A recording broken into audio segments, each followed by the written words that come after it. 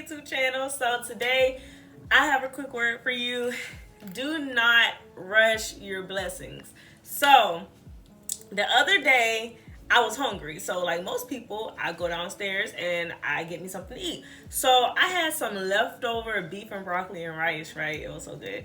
But I put it in the microwave, and I put it in the microwave for like 2 minutes. And I was like, yeah, that should get done all the way. So while it was in the microwave, I heard it popping and stuff. And I was like, it still got like 50 something seconds left. But I was like, but shoot, it's popping. It might be ready. So I get it. You know, it's smelling good. I see the steam rising up. I'm like, all right, it's ready. So I come back to my room.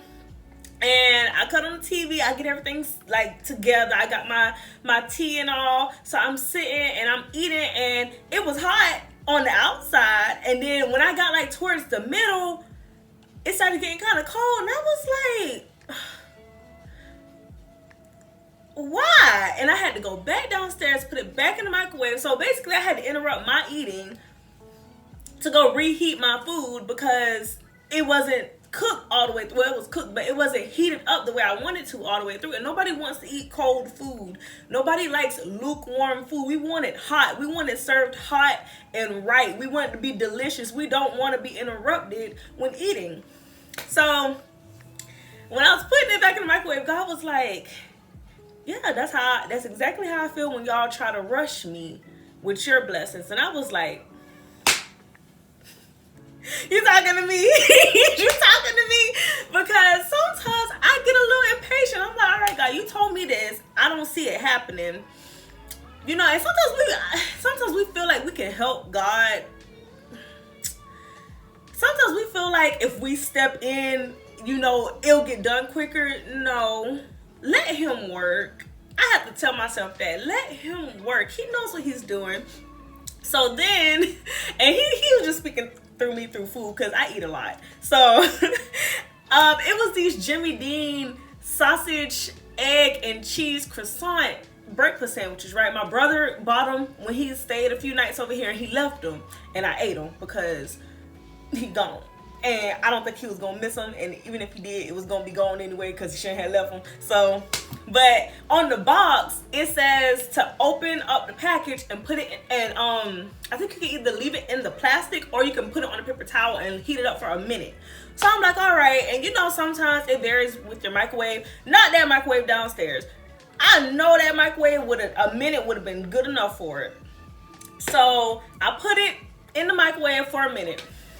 I get it. I'm like, all right, the bread hot, the cheese hot. I'm touching the patty and stuff because now I'm paranoid. I'm like, I don't want my food to be cold, so I'm touching the patty and all that. It's hot. So the Lord said, open it up. And I was like, open it up. And he was like, open it up. So I open it up and I'm touching it, and it was ice in the middle. It was like rock ice in the middle. I'm like, and he was like, you think it's ready, but it's never really ready. So and then he put in my spirit, he was like, you follow the directions on the box. Man-made instructions. Sometimes, Jesus, sometimes we follow the world's advice on how to do things. And sometimes it may work out for you and sometimes it doesn't. In this case, it didn't work out for me because what I should have did, I should have just opened it up and let it cook like that since it didn't want to get done all the way. So my goodness, sometimes you don't need to listen to the world's advice. You don't need to read what the world has to say. You need to listen to God and God alone because he knows best. If I would not have opened up that sandwich and let it cook some more, I would have been so mad when I got upstairs. I would have been so upset. I mean, and it had me for real. It had me fooled because the cheese was melted and all. So that's another thing. Just listen to the advice God gives you. I don't care if they got a PhD doctorate. I don't care. If my God says to listen to him, I'm gonna listen to my God.